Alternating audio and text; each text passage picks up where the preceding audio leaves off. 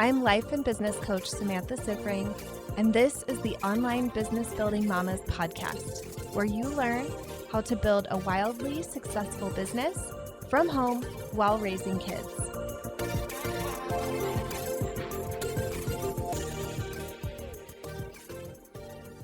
Hello, everyone. Okay, today on the podcast, this is so fun, but I have my best friend. She's my business bestie, but she's my real best friend as well. Kristen Boss. A lot of you already know her. A lot of you already know about our friendship. This is kind of a famous friendship amongst both of our audiences.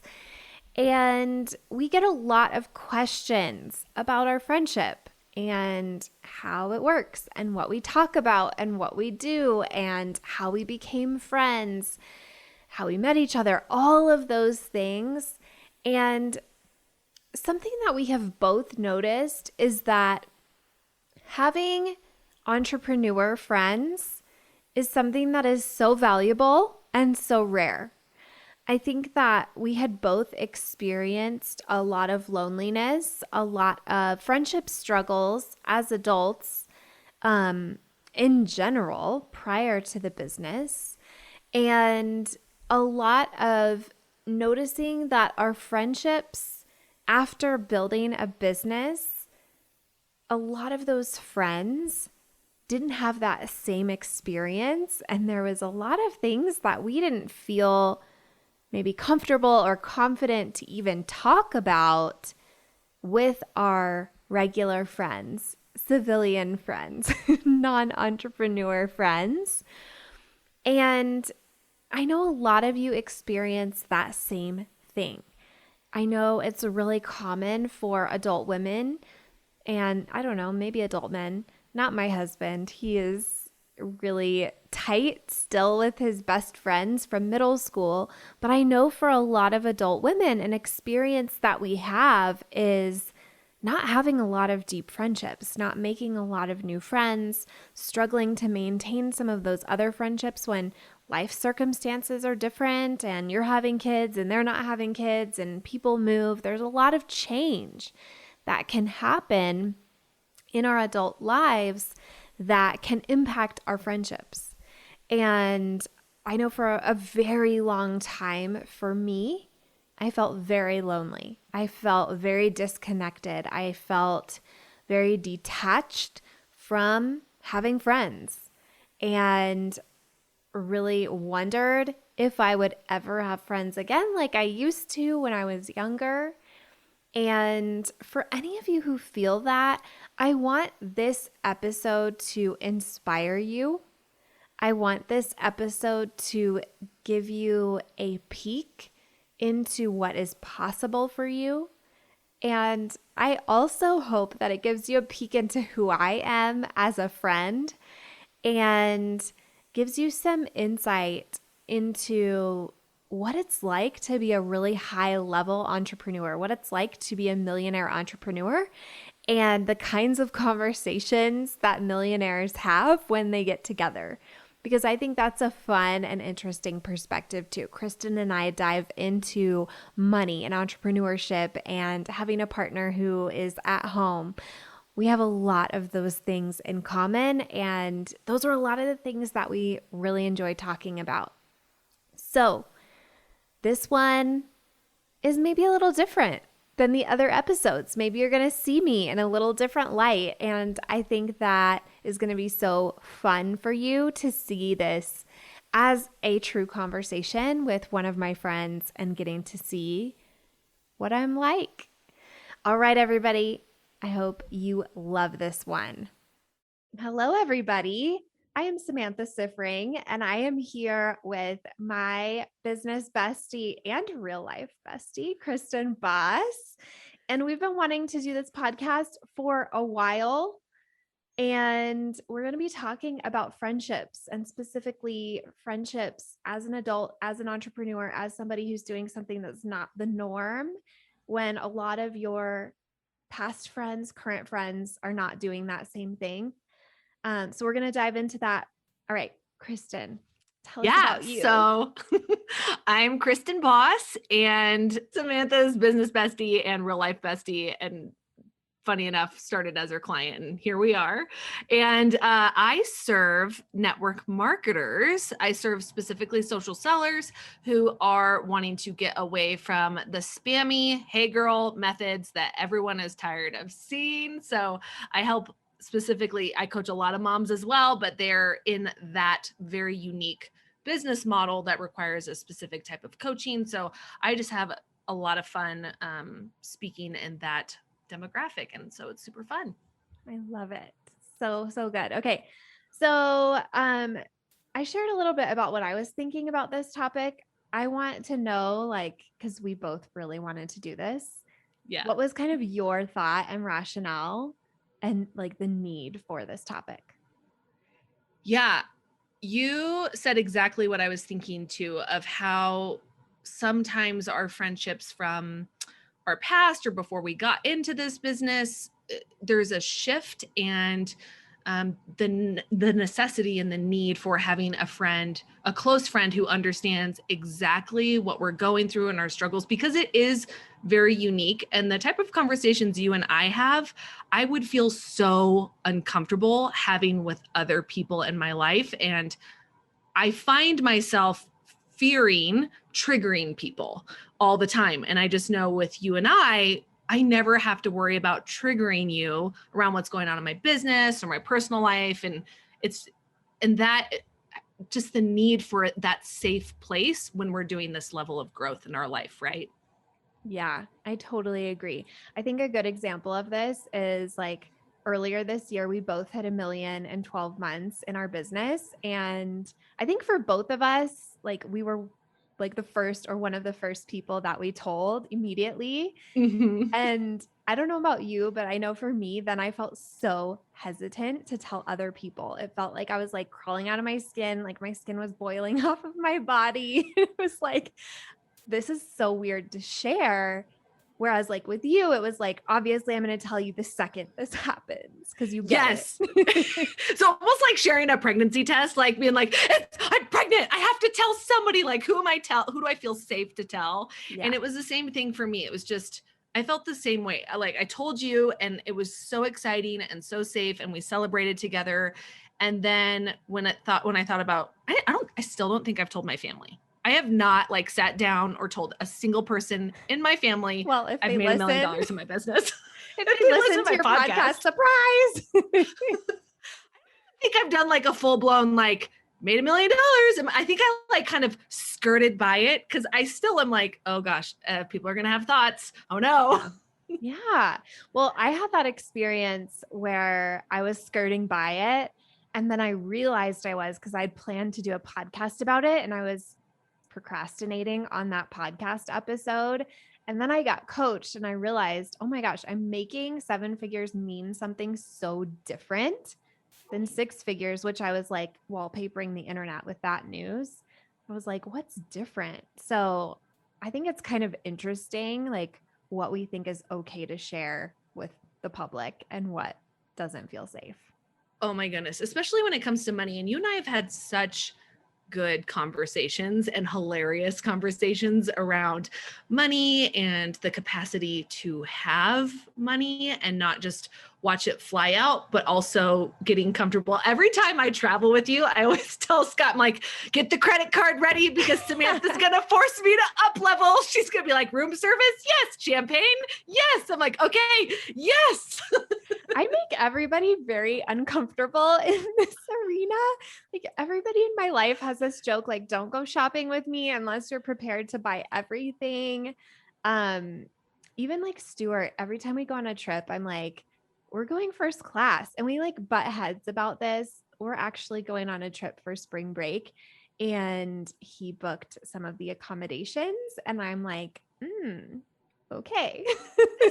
This does not match my self-concept, Stu. Yeah. And so I'm managing my mind around that.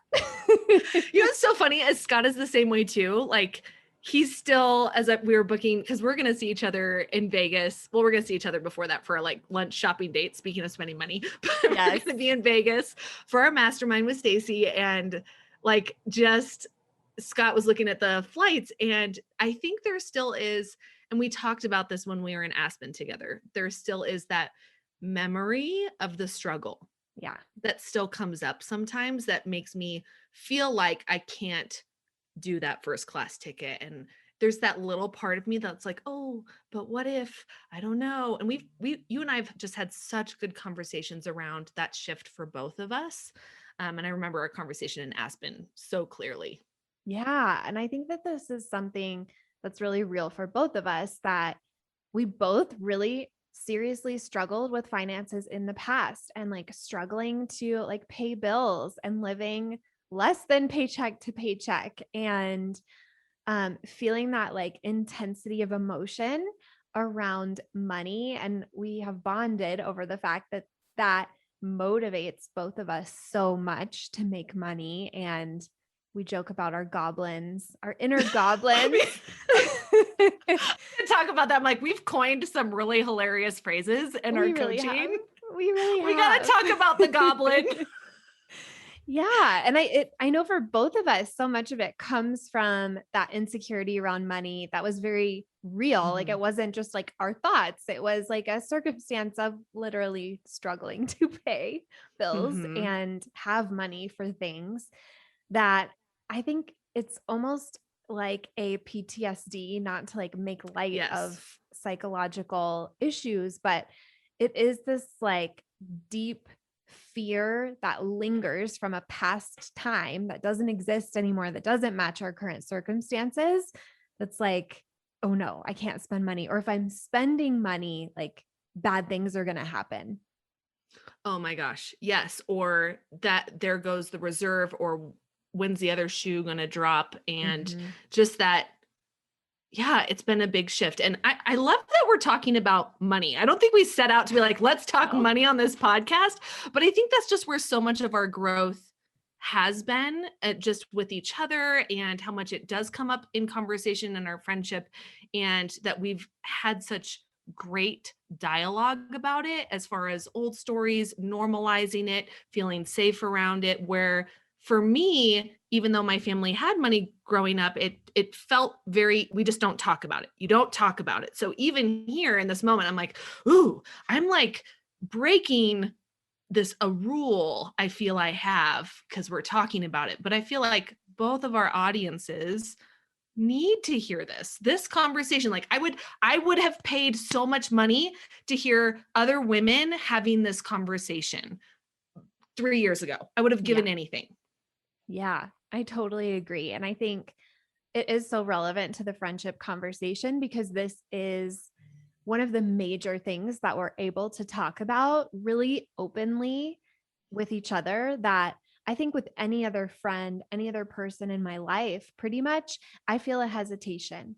Like I have a little negotiation in my mind where I try to debate, is this okay to talk about, before I will talk about it with people. And with you, it's like, any topic is on the table. There's no, is this an okay topic for this audience?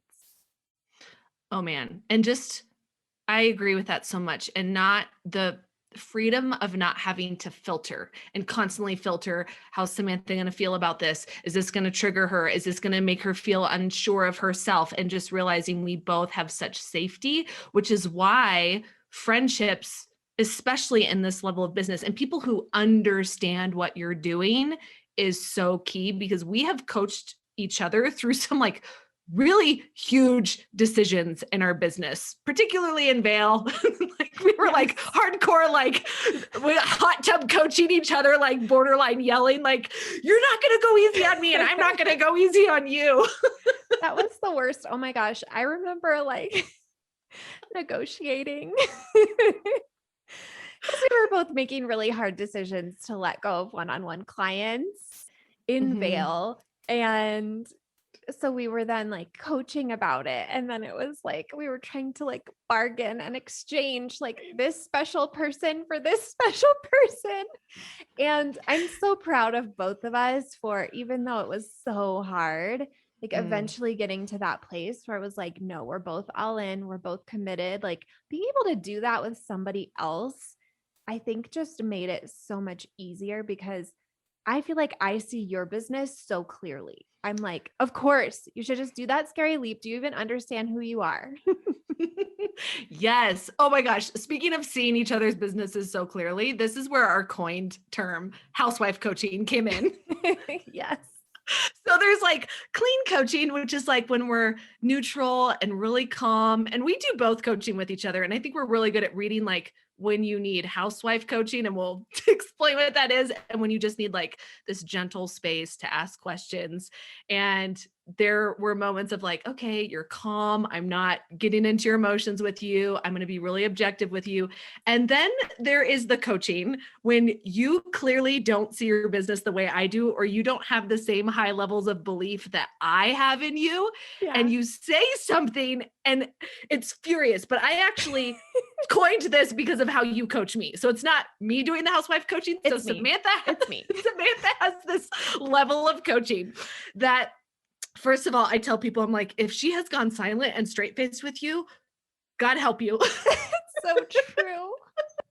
Like the more straight, the more straight your mouth gets, the more terror I feel on the inside. All of my clients are right now shivering in fear because they know exactly what you're talking about. Yeah. And so, but your housewife coaching is when I don't know if I can get it without laughing, is when you are just so impassioned that tact and silence has gone out the door, and you're like, do you hear yourself? What are you even saying? This is ridiculous. And it's like, it's, you drop the bomb and walk away. And I'm like, oh my gosh. So I mentally imagine that I'm like throwing my glass of wine in your face and flipping the table and walking away. and that is why I coined it housewife coaching. I'm like, I feel like I just watched an episode of Desperate Housewives and you just splashed wine in my face with the truth of my thoughts and letting me see the garbage thoughts I'm thinking and walk away and being like, well, you need to handle that. Yeah, this is, I think, mostly reserved for friends. And Yes.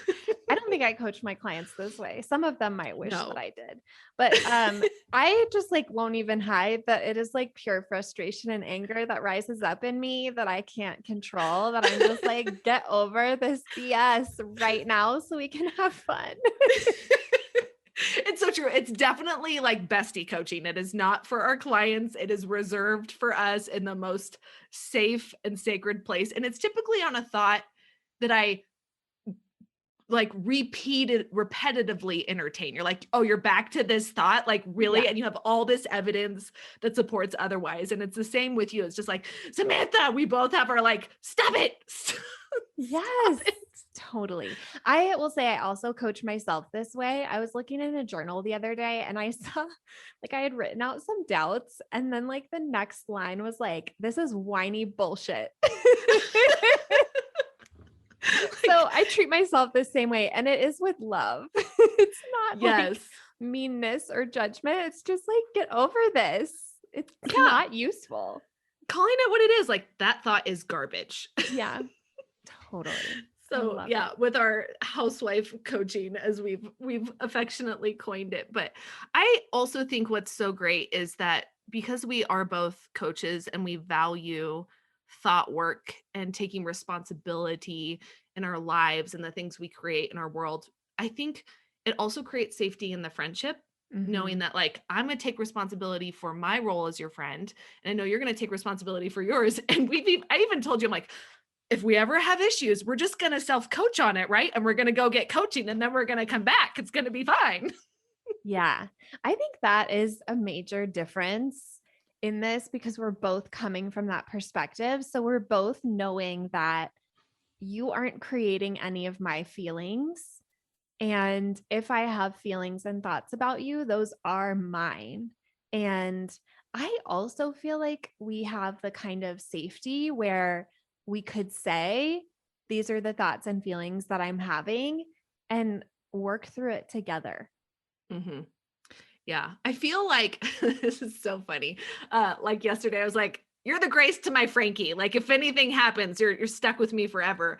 But I think what creates that safety and that friendship is that we're both, I almost like want to like compare it to marriage where like both people are going and committing to their own counseling so that they're Yes. both healthy for each other. I'm like, I Yes. think all friendships, like this just goes to the argument everybody needs a life coach. Everybody needs to be coaching because it enriches so many areas of your life. Like I can truly say my friendships are richer because of the coaching I have learned for myself and have received and the things I've healed, right?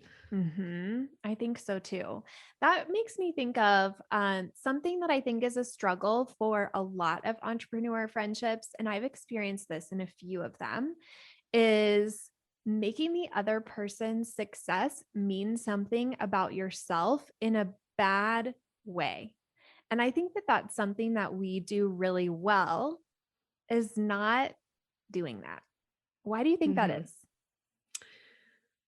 Gosh, that's such a I think I just always viewed your success as possibility for me, and the more I believed that, the more I just wanted to see you have more success because I just thought, well, the more success Samantha has, the more I'll have too. So, Mm-hmm. yeah, and it felt so healthy just cheering for you and not making your launch or your business mean anything about my business and that they are completely mutually exclusive is huge. Yeah. I think part of it that is really helpful in my mind is like we don't have overlap.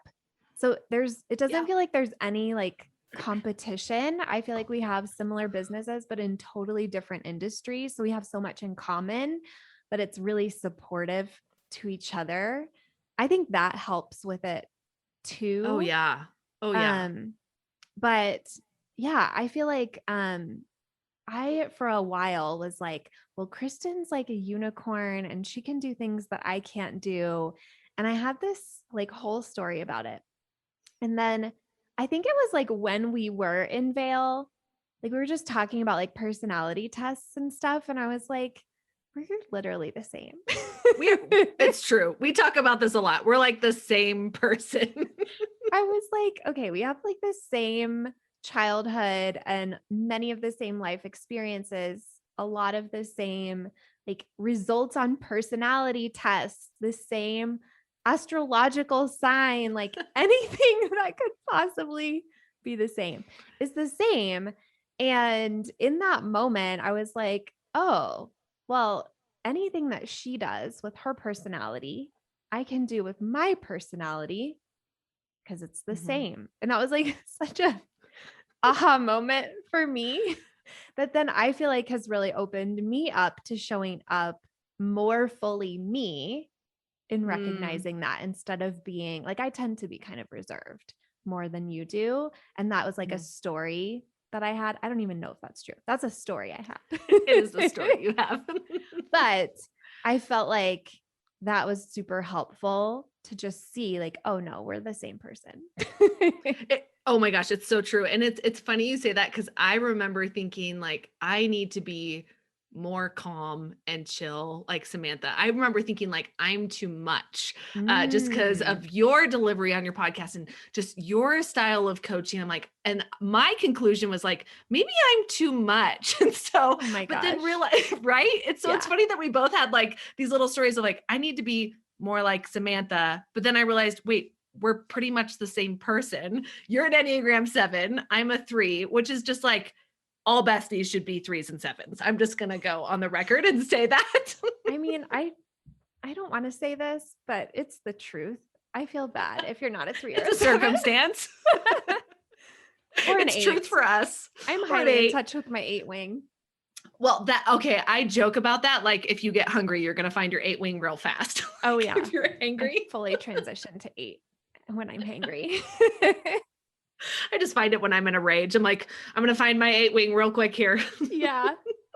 If Even you though it need me really to have doesn't a work that tough way. conversation or confrontation, make me hungry. I will say all the truth. So I feel like as far as like to kind of go back to like hilarious terms, coin terms we have, like our goblin energy, like I feel like that's very 3 and 7 as well for the Enneagram and how that's like shown up in our business and how it's kind of circling back to money and just our humorousness and how how similar we are. And we both realized at some point in our business that we had this goblin energy. And that's where you're like kind of in your cave, not having enough like bound, you just want more, and you just like you hoard it. But it's, we both learned, we're like, oh my gosh, it's from this deep fear I have of ever experiencing my struggle again. So I actually think that was from our Aspen trip where we're like, the Mm-hmm. goblin has got to die. Yes, absolutely. Because I think both of us were in a pattern of really hustling. Like I know earlier that year, maybe even still this was true when we were in Aspen, maybe not. But anyway, I had like 24 one-on-one clients in a group program at one point, and this is like really praised in a lot of entrepreneur circles, but it was coming from goblin energy. It was not coming from anything positive. And I think honestly, I even question if anybody needs to be working like that period ever, even if they feel great about it. But for me, I know it was coming from this like drive to make more and more and more and more and like hoard it all and just be stockpiling cash, working as Yep. hard as I could to make more money. And I think that Aspen trip was the like wake up call for both of us where we realized this is not a healthy dynamic. This isn't who either of us want to be. And what can we do to start shifting?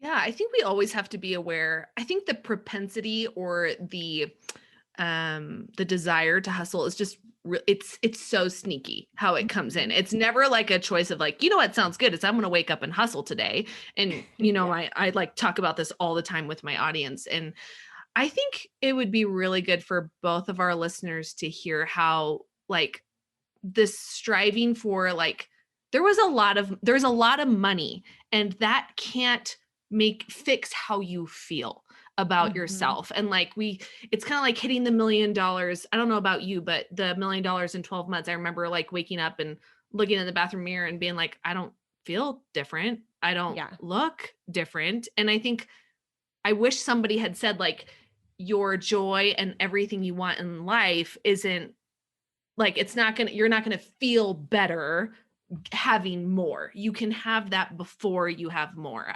I just wonder what your thoughts kind of were too on that. Yeah.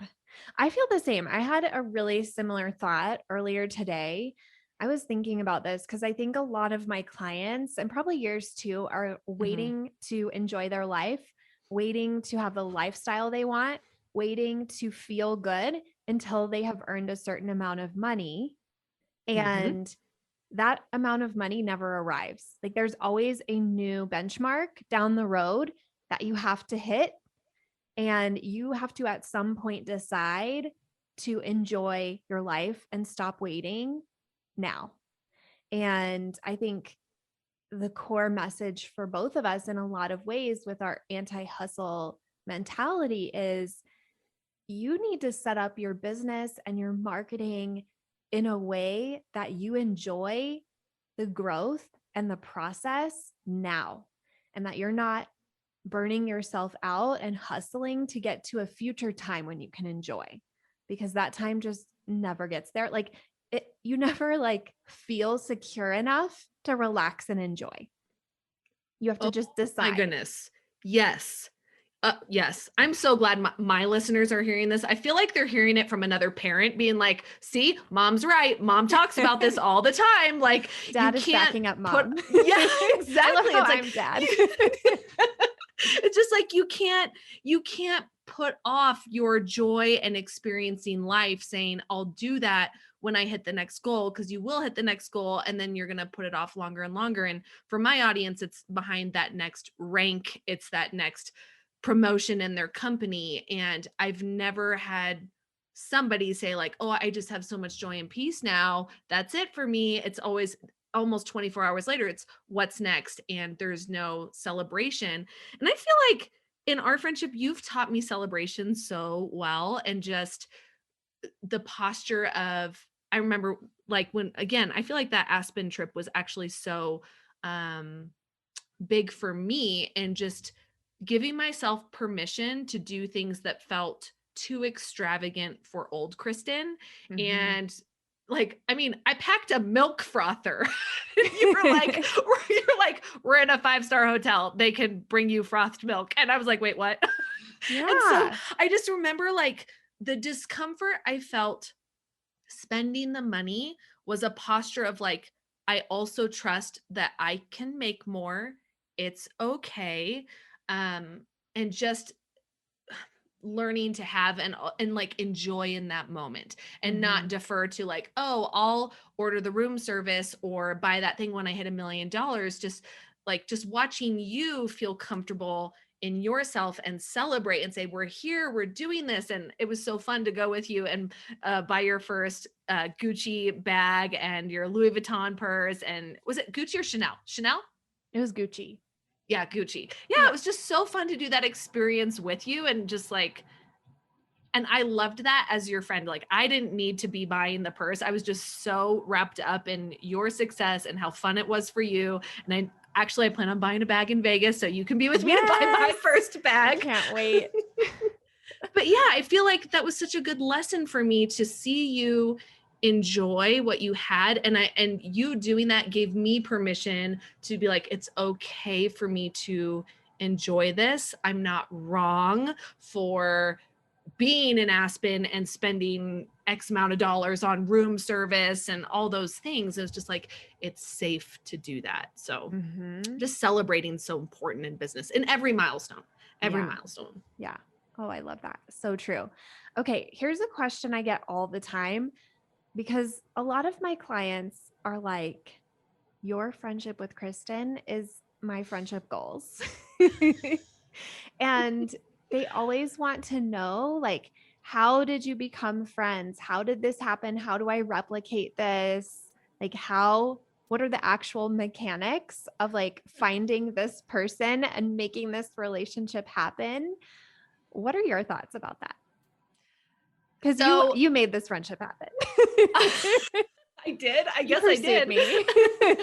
So we'll rewind. I found you in a Facebook group. I found your Facebook group when you were still running your Facebook community, and you had Mhm. a lot of people in there.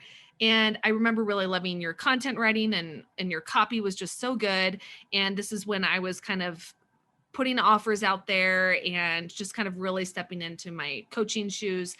And I think one of us must have friended each other, like sent a friend request. Maybe our friend requested you, but I made a post about something from my upbringing that was religiously charged at the time. It was Oh my about Beth gosh, Beth Moore. Moore. Yes, it was about Yes. John MacArthur telling Beth Moore to go home. And I wrote this big rant about how saddened I was by that, how that's caused wounds. And you made a comment. You're like, we are the same person. I was like, wait, what?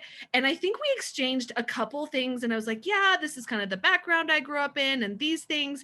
And we're like, we should connect. And we did a quick Zoom date. I did a Zoom call, and I'll never forget this, Samantha. So I was dressed actually like I am now, just messy bun and like no makeup. And you get on the call and you look glammed up, just so good. And I was like, okay, she's a coach. I'm a coach. Clearly, how she shows up is different than how I show up. And I even remember saying, like, oh, do you dress up all the time? You're like, yeah, I get ready for my clients. And I remember my brain being like, I should probably look professional like Samantha does. I was like, there's a disconnect here. So we chatted for like, I don't know, like 45 minutes. We were just shooting the breeze or whatever. And we talked about just our similar upbringings. We talked about your business and where you're at. And I remember telling you, like, when you told me your package at the time, you were like 5,000 for 6 months. And I was like, what? You are such a deal. That's an over delivery. I just thought, and I had a lot of admiration for you. And you were about to, I think, had you joined 200K yet? Mm-hmm. Okay, Yeah. I think you had done your first round already. So anyways, we just got to talking. We had a ton in common. And we even talked about doing a podcast episode on like our shared upbringing and our experience in the purity culture of the 90s and that youth group and how the stories we both have had from that. So we were just talking. I think we just chatted back and forth on Facebook Messenger. And we just kept talking, and we just had so much in common. And I would like and comment on all your stuff. And then I hired you. And it was very like, I don't know how to describe it. I was like, I adored you as my coach, but I was like, I want to be your friend. I want to be your friend. But I was like, maybe that's weird. Maybe that's weird. I don't know. But I just remember I looked forward to our calls every week. We had so much fun. You coached my brain so well. And at the end, I remember, I'll never forget this. At the end of our coaching, because our coaching was always on Mondays, I was like, Mondays suck now. They totally suck. I sent you a message like, well, Mondays are a total downer. But I don't know if you know this, but like I knew I wanted to be like I was just like, Samantha's totally my person. What is it like in Grey's Anatomy? Christina and I can't remember their names. Meredith. They're like besties. Yeah. Yes. I was just like, yep, that's my person. And I knew I wanted to be your peer and run alongside you in your business. And I joined 200K because I wanted to just keep being around Samantha. And then apparently I'm just like a leech. You just couldn't get rid of. That's my story. Leech isn't the word I would use. Well, I mean, you grew an affection for me, obviously. Oh my gosh. But yeah, I just think like, I don't, maybe there wasn't the expectation of that. Maybe it wasn't like this needs to be something. It was just like, I was just so happy with what it was. Like you were my coach and then we started talking more and then I don't know. And then we have a constant and consistent stream of text all the time now. Like if my husband sees a smirk on my face, he's like, tell Samantha hi. Oh, are you talking to Samantha? It must be Samantha. I love it. So funny. And see, I feel like this is what I'm talking about, that like, I feel like I'm not that great at maintaining friendships. And I don't know, probably deep reasons that we don't need to dive into. But we've talked about our joint like friendship trauma and how we're like, oh, we're perfect for each other from our friendship traumas. Totally. So, I mean, it's not a strength of mine. And it's not like a dislike of the person or anything like that. It's just kind of how I operate for various reasons. So I feel like the way that you just like continued to talk to me is truly like just what kept things going. And obviously I wanted to be your friend too. And we have so much in common. And it feels like an equal partnership, right? Like it doesn't feel like, oh, here's this former client who wants to continue receiving coaching. It doesn't feel that way. It feels like peers. I mean, it is a legitimate friendship, obviously, that has both ways going and support and all of that both ways. I think you said something really interesting just there of like, I don't think we had an expectation of the other person to meet our need. Like I don't look to you to meet my need. I see everything you bring to the world as just a value add that I appreciate instead of like Samantha needs to fix this feeling I have because I'm lonely, right? Yeah. I think so too. And I think that is really there in both sides. And we enjoy each other's company. Like I know like on a lot of our coaching calls, we would go overtime chit-chatting. Like you were like my last call of the day, I think, or something like that. So we would just like stay on and talk about everything. So I think that was a sign that there was more there than client coach relationship only. There's more potential there. But I think you were really like willing to like put in effort to take it further, to like continue that in a way that I wasn't. And not that I didn't like you, just because of the issues I talked about before. But you were like willing to not care about how I was showing up or not showing up and like continue to reach out. And then eventually you got me in the habit of talking to you. I think that it's so funny because I don't even think I realized I did that. I think it was just like, Samantha's fun to talk to. I'm just going to tell her this. Oh, she'll laugh at this. This is funny. But again, it was never, I think if I ever needed something from you, this friendship would not have worked. And I think we can't go into friendship saying, how are you going to meet my need? But instead, because in my mind, you were my coach and you had given me so much value. So in my mind, I'm like, if I'm going to be her friend, there has to be giving on my part. How am I going to add value to Samantha? Which is so funny that I'm almost using like business language in this, Yeah. but I really was aware of that, being like, I can't just sit here and take from her. Like, how am I contributing to this friendship, and how can I support her, cheer her on? And I remember once you telling me, you're like, I'm very selective of who I let coach my brain. I was like, okay, I'm never going to coach Samantha. It's fine. And then I think it was in Vail recently where I was like coaching you. I was like, oh my God, I'm coaching her. I'm coaching her. I'm coaching her. You're like, I know it. You're coaching me. You're doing that. I was like, oh, I just didn't know. I thought it was this really special thing. I think that you're like, I don't want to coach you because I know that you like don't like want other people coaching you, only your coaches, or like whatever you said. And I was just like, no, I need this, as I was like sobbing in the kitchen. Yes. I remember that. I was like, do you want my coaching? Because I'm happy to do it for you.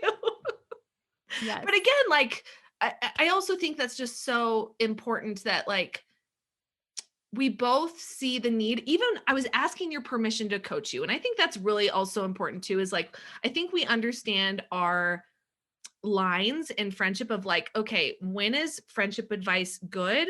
When does she Mhm. want me to coach her? Because coaching, if it's not invited, feels like an invasion, right? Yeah. And so I feel like we both have done such a good job of understanding, like, she's asking for coaching, understanding you, and just like, what are your thoughts? Just asking some questions. And then we both understand when it's like just a splash of wine in the face is what needs to happen. Totally. And then I think there's other times, like I feel like there's some times where I'm just like, I'm not going to be a coach about this. I'm going to be your friend and that person sucks. Yes.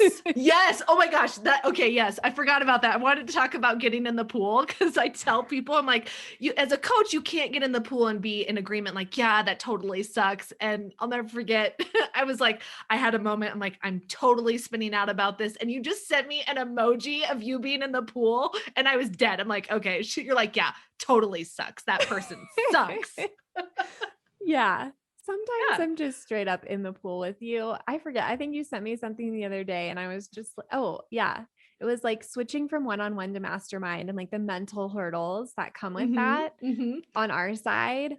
And I think a big shift with that, I think I talked to somebody else on the podcast about this recently, but this idea of like getting validation from your clients. And I think Mm-hmm. it's so easy to do that with one-on-one because you get so much feedback about the relationship and how they're doing and how they feel about the work and all of that, like constantly, like 20 times a week.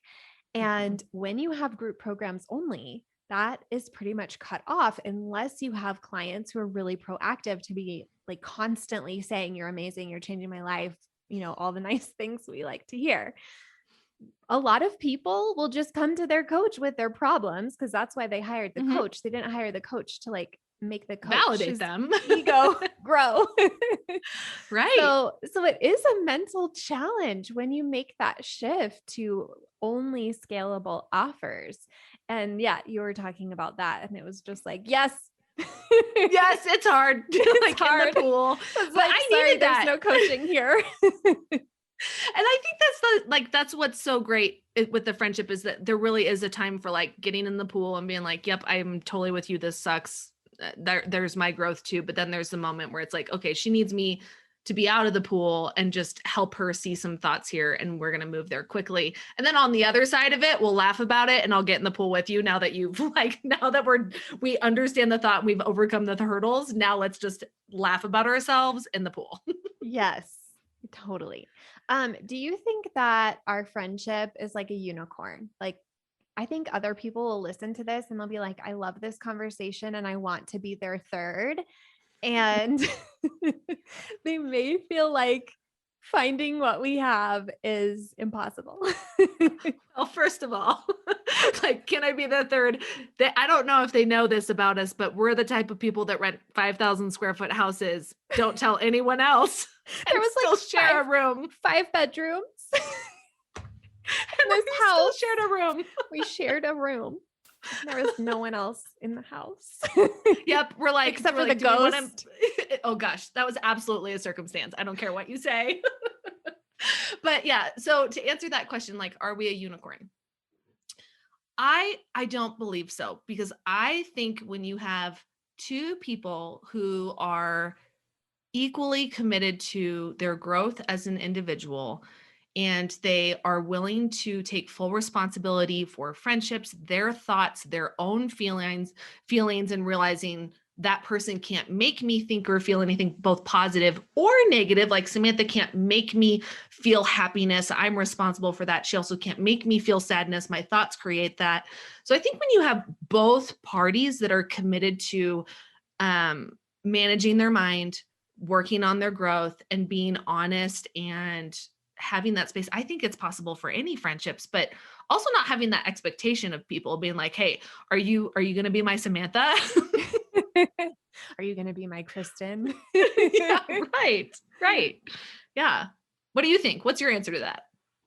I think that it's possible for other people, but I will also say that it's kind of like dating, right? I feel that I went through the analogy of like kissing a lot of frogs or whatever before I found you.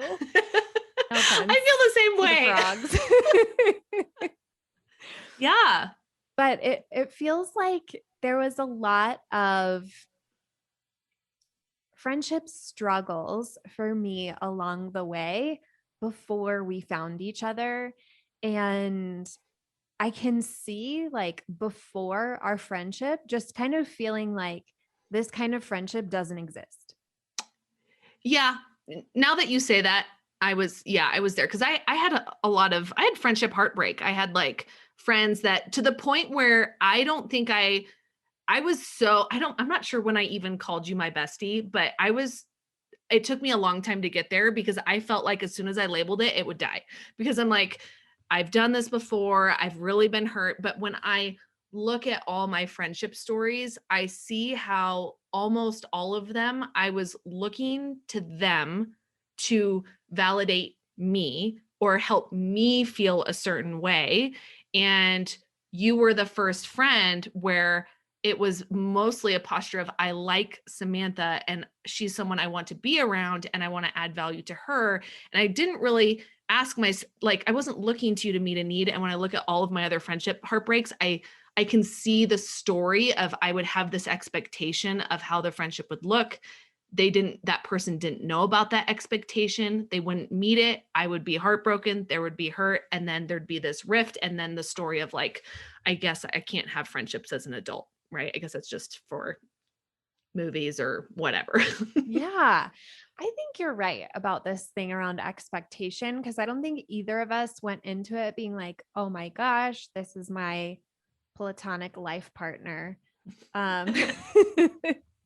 I think that we were just like, she's cool. We have everything in common. That's weird and cool. Bizarre. It's still, we're like, I mean, the fact that we can go on vacations and like, it's to the point, I don't know if your audience knows just like how freakishly similar we are that we can them. order like the same exact foods. It's like, I can pick any food on a menu. I know Samantha will like it. We like the same Airbnbs. We like to do the same things. We both were like texting like, hey, what are you packing for Vail? I'm like, I'm doing yoga wear the whole time. She's like, me too. So we're almost always on the same wavelength. Like it's freakish. And what's so funny is that I never expect it. Even still, I'll be like, well, what do you think about this? And you're like, duh. Yes. Exact same thought. Obviously, same thing.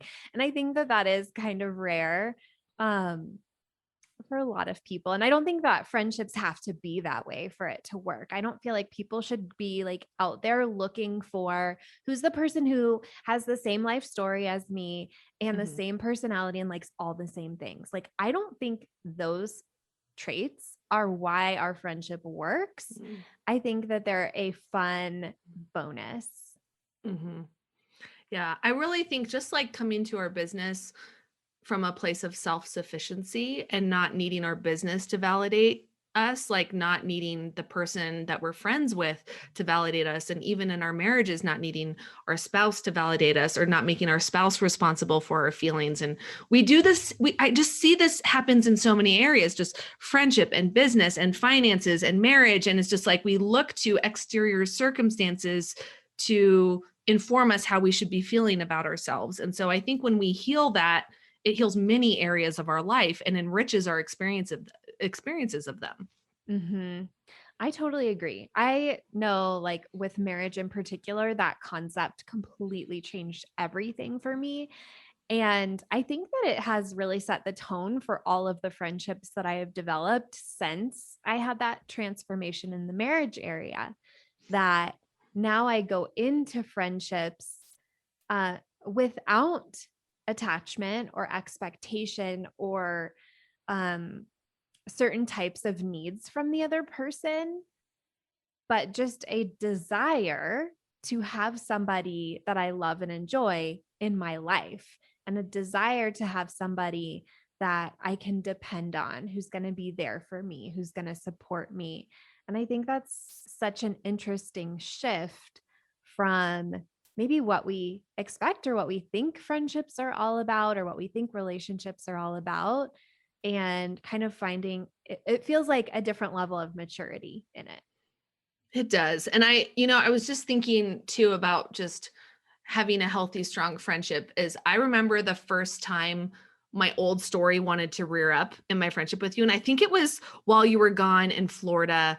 And I just had to learn that you go quiet when you're with your family, like our constant stream of texts every day, you go quiet, and that your Enneagram 7 upon reentry tends to like, she needs to work out her funk and be like, okay, I'm back to real life. I'm out of vacation mode. But my old story that was rearing up is like, here's another friend that's going to abandon you. They got tired of you. And I was just like, wait. What if that's not the story? And Samantha just does things differently. And I remember when you came back, I was just like, I could even sense in your text, I'm like, are you okay? You're like, I'm kind of in a funk, coming back from vacation mode. It's just like your Enneagram 7 being like, we're back to reality, back to shifting in. And I just realized, okay, this has nothing to do with me. She's just reintegrating into her world. And now I know this about her, so I don't have to have that story. But also, and I think I remember telling you, because I'm working on like my family boundaries right now. And like you and I text a lot after at the end of our work days, like 5 to 8, Mm-hmm. we're usually just chatting it up. And one of the decisions I made was like, you know what, from 5 to 8, I'm going to protect my family time. My phone's going to be on airplane mode. And I just like, I remember when I got coached on that, I was like, okay, there are 2 people in my life I need to tell. I need to tell Christina, my manager, and Samantha, and just so that Samantha knows she's okay. And so Mm-hmm. like I just think that awareness in friendship and willing to understand people instead of making it about us or our stories, and just loving the other person enough to say, hey, like I care about you, but also like from 5 to 8, I'm going to disappear. And that means nothing about you. And like, and also I even think you said to me, you're like, good job. I love that. Great. You know? Yeah. Every time you're like, I'm going to work out or it's family time, I'm like, great. I love it. Proud of you. Yeah, exactly. Oh yeah. I love it when we're like, when we message each other, I'm on the Peloton again. Me too. Me I too. know. And the fact that I So haven't good. told you that in a while, I tell you every time I'm on the Peloton. Peloton has started emailing me being like, where are you? Where are you? Start with a yoga. It's I'm like, I'll be fantastic. back. Don't worry. But yeah, I just think like just again the stories we tell ourselves, and I just think it was so good. I even remember thinking I had to ask you, I'm like, hey, is this like, do you normally need to reintegrate after a vacation? And I even remember telling you, I'm like, okay, so what I'm hearing from you is you want me to check in on you after your vacation and make sure you're okay. You're like, yes. I'm like, okay. And so now I know every time you come back from a trip, I like almost prepare. I'm like, okay, I'm going to be here for her. She's going to like need a little pep talk. Like, I'm going to like get my pom poms ready. I love it. That's so funny. And I think it is so true. I think it's so interesting. Like, obviously, I don't notice that I go quiet when I'm on a trip because I am still alive and active and like my regular self on a trip. But it is so true. Like, when I am, I'm like this when I'm like out to dinner, when we're on a trip together, like, whenever Mm. I'm doing anything like that, I almost never pull out my phone. I only pull out my phone if the other person pulls out their phone. Like, I Yep. am just like one of those deep in the moment kind of people. And so, like, the only reason my family hears from me when we are on a trip is that you call your family. And I'm like, oh, calling family. That's a thing. I'll try that. And they're always like, oh, hi. Oh, hey. It is just like, I don't know. It's a weird thing, but I find it fascinating that like that is something that you noticed. And Mhm. yeah, I mean, reentry, I feel terrible every time I come back from a trip, and I've tried all kinds of things to figure that out. I have clients who experience this too. I think for some of us, it's just like not a problem. It's just something that It's happens. just it Give just yourself is. a buffer. It's fine. Yep. Yep. And even just, yeah, I think you and I have even talked about like some people can be on vacation and not touch their business at all and leave it. And we're like, we might need to be the people that like just 5 minutes, we just we just check the pulse and walk away. And maybe eventually I'll coach myself to a place where I can totally not touch it for 7 days. I'm not there now, but like just normalizing it's okay. I think we both have done a great job of talking about normalizing garbage feelings and being like, okay, so this feels crappy. That's okay. Yeah. What if it's just normal to feel like this? And we both have created space for like, you're allowed to feel crappy. I'm here for you. Do you need coaching or do you just want space? And it's just even that, instead of freaking out like, oh no, you're feeling crappy, I have to fix you. We should Hmm. never have the I want to fix you thought in friendship. I only have it when you're having self doubt. That's the housewife coaching that comes in. When You're you like, have other do you bad hear yourself? feelings, other bad Yes. feelings that like might be valid, we can have space Yep. for that and acceptance Yeah. for that.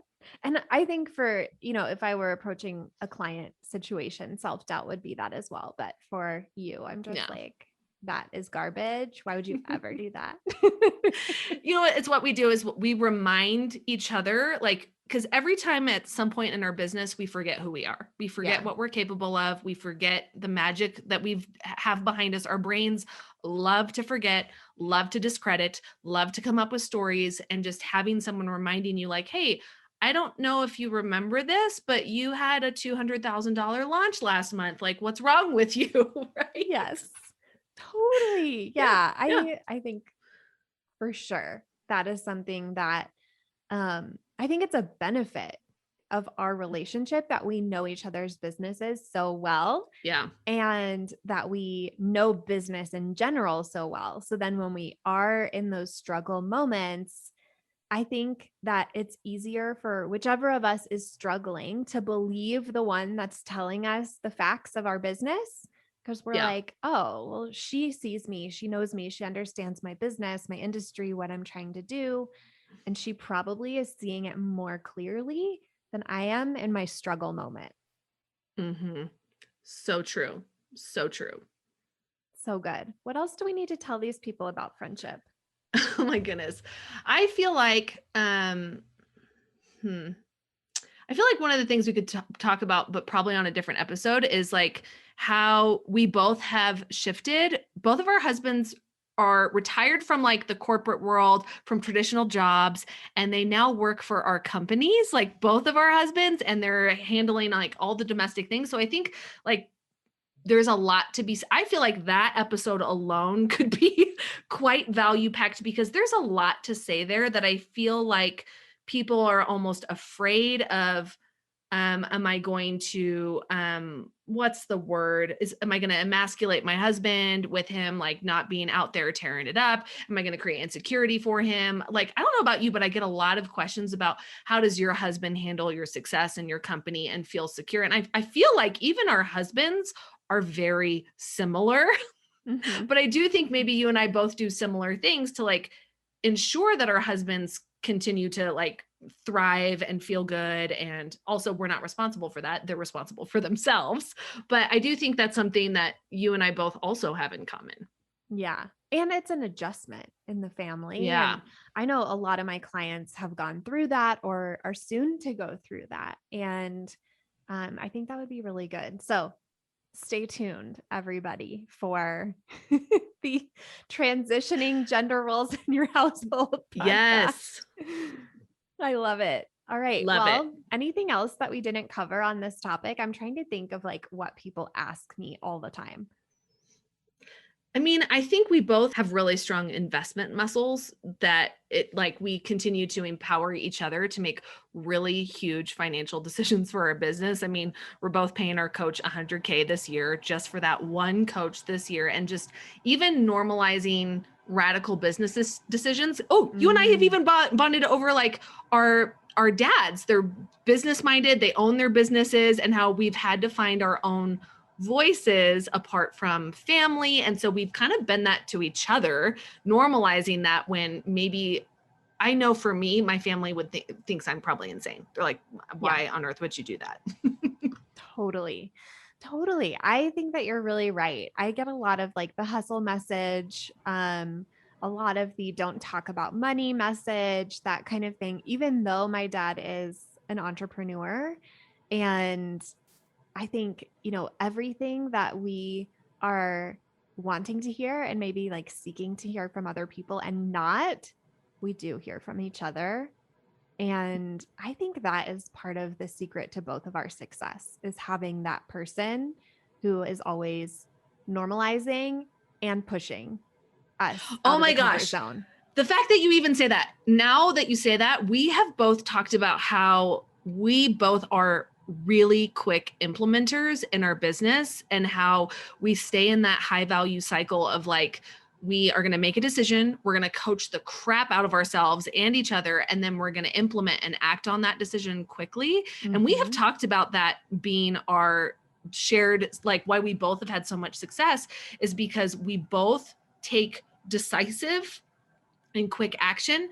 But I Yeah. think we also normalize that for each other, and we kind of hold each other to that standard. Like, no, we're not going to dramatize this and drag this out and prolong it and make it this long thing, right? Yeah.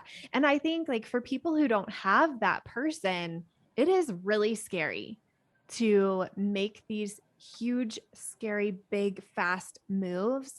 Like it truly, I had an email, a launch email go out about this during my last mastermind launch. The kinds of things that you have to do to grow and scale your business go against nature, like how you are programmed in your brain to stay safe and protect yourself and protect your family. And having a group of people in a mastermind, in a group coaching program, in a friendship like ours, like the more people you have in your life who are making decisions and taking action like that, the more reassured your primitive brain is that Mhm. that is okay and that that is normal. And I think that is a major benefit that we have just being friends. I also think too that because we're both uh we both value our growth and investment so much, like we're both spending the same amount. I do wonder if the dynamics in our friendship wouldn't be as powerful if we weren't making equally huge moves in our business. Like, I just wonder if I had never joined 200K, never done 2 mil with you. I do think that would have caused not an unkind or a bad rift in our friendship. I just think like there would have been a disparity in our growth that would have been felt in the friendship. Would you agree with that? Maybe that makes Maybe me not. feel a little nervous. I'm like, do No, I it's want to kind of agree like, with this? well, maybe that's just a story I'm telling myself where it's just like, again, I kind of view it as therapy. It's like it works because we're both doing big strides Mm-hmm. to improve ourselves. So I wonder if I had stopped therapy, would it still be good? I think that's Mm. more what I'm thinking. Like, and maybe, I don't know. Like Maybe we're that's we're like, both investing, we're both growing. I think that yes. is true. I think if Yeah. there is a relationship where one person is growing all the time and the other person doesn't value growth, isn't growing in their, even if it's their own way. I think this is what I felt nervous about, that it doesn't have to be the same thing or the Yes. same way. It can be different things, but that growth mentality and lifestyle, I Yes. think, is something that really supports our friendship. a lot. That's totally what I was relating to. Yep. That's exactly what I was saying. Like we can end up in completely different masterminds and different coaches down the road. But I think like if I had just chosen to cruise 6 months ago and say like, I have what I need, I do think like, just think about the huge decisions we've both made and how like, do you feel like you're the same person from a year ago? I sure as hell don't feel like I'm the same person from a year ago. So I just No. wonder like, all those decisions that's changed me as a person. I just wonder if that didn't happen. I think that would be felt in some way at the friendship. Like our conversations would be different. Like you would be Yeah, talking about money differently than I would be, right? totally. Yeah. And I think Yeah. something that's really brought us together, I think shared experience Mm, always really bonds people. And I think because we have had shared experiences that were very intense around our business around the same time, that mhm, has really bonded us too. Like letting go of one-on-ones, prime example, we did it at the same time. We were launching masterminds around the same time, making these transitions at the same time. And I think that has really just given us so much more in common to talk about. And when you have that shared experience, then I feel like it's easier to take a relationship deeper and have more substantive conversations than if like all you have in common is like people you know that you talk about, and like those relationships are real. I mean, we all have those yes. relationships, but I think to like really take it to a deeper level, having these shared experiences are so important. Hmm. Yeah. And again, it's who else am I going to talk about it with?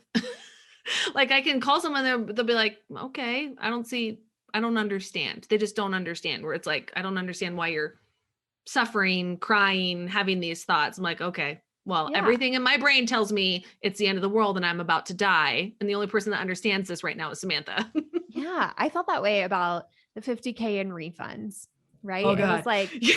there's no one in my life who's going to understand this. Like, Stuart's like, we have that money. You should just finish out that work. We'll keep that money. Perfect. And like everyone else is like, wait, there's 50K in your business, let alone now you're giving it back. Are you going to be able to eat? Like, Hmm. people don't get it unless they're there. And that was something that you just like, you got why it felt big, and you Yeah. had compassion and empathy for me for it feeling big and scary. And then you also had a very clear perspective of why I would want to do it and why it was the right decision and right move. And I feel like that combo was like the magic combo of support for me, that like you understood that it was scary and you knew that it was the right move. Hmm. Yeah, exactly. I think we both had like two really hard weeks when we came back We from the did. mastermind. It was hard. Probably some of like the hardest weeks of my business where I'm like, oh my gosh. But again, having a friend that was like also doing really hard things and we were both like we were taking action, again, that quick, decisive action based on the coaching we had given each other in Vail. And like it was hardcore coaching. And we're like, we're gonna go home and we're both gonna see it through all the way. So Yeah. like we both were in it together. And many tearful Zoom conversations. Yeah. Yep. I think we both cried. We totally both cried. I think this is also good for my audience to hear. Like, I think sometimes we hear our coaches, like sometimes I don't think Stacey's human, like she doesn't have negative thoughts. And I just think it's so good for them to hear, like, we're human. We have human thoughts. We have a primitive brain that likes to tell us everything's going to burn down and this is going to be the end of us. And so I just know my audience is probably valuing, like, okay, so Kristen has hard days. She's made Yes. some decisions in her business that make her feel sick, that she's cried and she's need coaching, and she has a human brain too, right? Yeah. I don't think I ate that first day we were back because my stomach was so upset. I don't think I And did either. I agree. Like, my clients are always like, well, like, it's not hard for you, or you don't have self doubt. And it just like, I want to laugh whenever I read it. I'm like, are you kidding me? Like, even when you are like, Samantha's so calm, I'm like, wow, that does not match my self concept. It sort of does now, but that, I think, number one influence on my level of being calm is Stuart. Like, I was not calm before we got together. and I would like throw tantrums. Like he could tell you some great tales, I'm sure, of like our early relationship. And I think that's the fun part about all like friendships and relationships too, how the other person can influence you in such positive ways. And I feel like that has been a theme in our friendship as well. Yeah, you've calmed me down and I help you find the fun. I'm always like, Yes. let's find the fun. How are we going to have fun? I'm like, oh yeah, that's right. I can have fun. Good. It's so funny because I think people are like, I just need to have fun. I'm like, you don't sound like you're having fun at all. Like they're like forcing their way it. to fun. Yeah. I'm like, no. And I think that's like where people like my concept of you is like, you're so calm. And I think like in 2 Mil, people are like, you just look like you're having so much fun. I'm like, you don't know the internal dialogue that is going on. So true. I'm always like, oh no, she's not. I know what's going on over there. I've housewife coached that brain many a time. Totally. Well, I think this is so good for our audience. I think they're going to have so much to walk away with. Just so my audience hears Samantha, how she breaks down our concept of time specifically as moms who navigate having small children at home or homeschooling and doing all the things. Samantha has a really unique approach to time management when it comes to building a business at home in a way that I think feels very freeing. So if you are not a network marketer or a social seller that is listening to me, but you want to work with an amazing coach, Samantha, you guys know about my Social Selling Academy. Samantha has Mama to CEO. It is a program that's shaped similarly to the Social Selling Academy. It has weekly live coaching in there, a ton of modules. I think you even have a copywriting book as well that just released as well. So so my audience, I want to send anybody who is not a network marketer your way. Yes. And my client, or not clients, I don't have clients that are in network marketing or social selling, but my audience who is, which I know they exist, they should just all go join everything that you do. Kristen has a 3-day recorded experience that is all about building a sustainable business. She has her academy, which everyone should just join. Like, if you're hearing these words and you are in that kind of business, just go right now and join. There is no reason not to. The over delivery of value is insane. Kristen's mastery of the mindset needed to grow a business rapidly, which is a huge thing that you have done, and your business strategy, marketing strategy brain, like really so much of it is so cutting edge, especially in that industry. And I just think like what you are teaching, what you are doing is changing the industry. Like there's such a stigma on network marketing that you are changing. You're completely transforming. And I think anybody who resonates with my message, who's in that industry, will really love what you teach. So they should be there for sure. I think we both have the same common mission statement is we want more money in the hands of more moms, more women, right? Yep. We both feel really passionately about that, especially after talking this episode about money. We're like, you should go make some and we want to help you. Yep, pretty much. And so no matter what kind of business you have, we've got you covered. Yes. I love it. Perfect. All right. We will link up all of the things in all of the places. Yay. If you like this podcast, I want to invite you to coach with me over in my program, Mama to CEO. There's you, and there's the consistent income you want to make in your business, and I help you remove everything standing in between. It's lifetime access for mastering your marketing, sales, time, and everything else you need to have the business and life you really want. Whether it's making your first 1,000 or 100,000, I can help you do it. To join, go to mamatoceo.com. MAMATOCEO.com.